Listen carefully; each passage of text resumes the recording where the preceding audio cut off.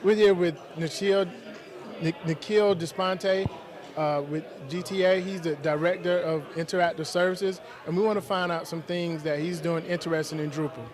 So we hear that you just launched a new initiative with GTA. Could you tell us a little bit more about that? Yeah, sure. We recently announced that we are moving to Drupal, and what we do is our division takes care of the Georgia.gov website, which is the state portal for the state of Georgia. And we also offer that platform for about 65 to 70 other state websites that kind of pretty much smear across elected officials like the Office of the Governor, Lieutenant Governor, Attorney General, to pretty big government sites like the Department of Human Services, GBI. So at this point, we are all running on a legacy content management system that we hope to move them to Drupal. Okay, well that's interesting. Why did you choose Drupal as your CMS? The existing content management system that we were using, we were kind of looking for a replacement because we had a little kind of hiccups with the one that we are using. We were looking for actually a flexible, a more modern CMS that would give us a lot of flexibility going forward if we were to change things internally. We have an internal design team, and we don't rely heavily on any external development partners. So we were looking for something that was scalable.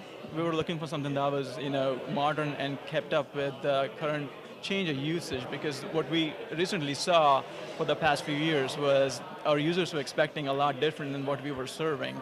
And we figured our existing CMS was limiting us a little bit. So we did a lot of research and looking at the overall market kind of quadrants of all the CMSs that are out there. A lot of them were proprietary, and the one that we are using is proprietary.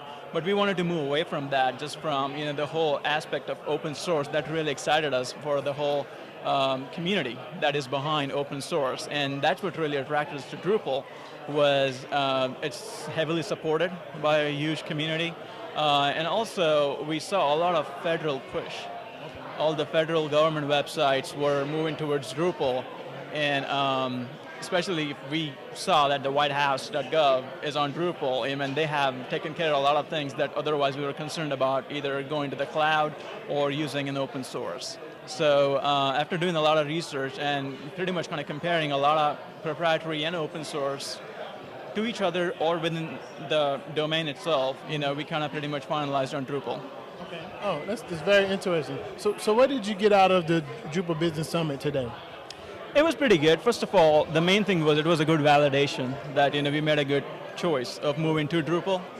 We have not started the project yet, but we were happy to talk to a lot of people who are existing kind of like Drupal customers, and they are pretty much using the system for their whatever their requirements are for their website. So that was the biggest thing, was just to kind of meet a community that are Drupal users. The second part was also like our team is not exposed to Drupal as yet, so we wanted to know as much as we could about the product. Well, thank you, Nikhil. That was a very insightful interview. This is Dante Taylor with Media Current from the Drupal Business Summit. Thank you.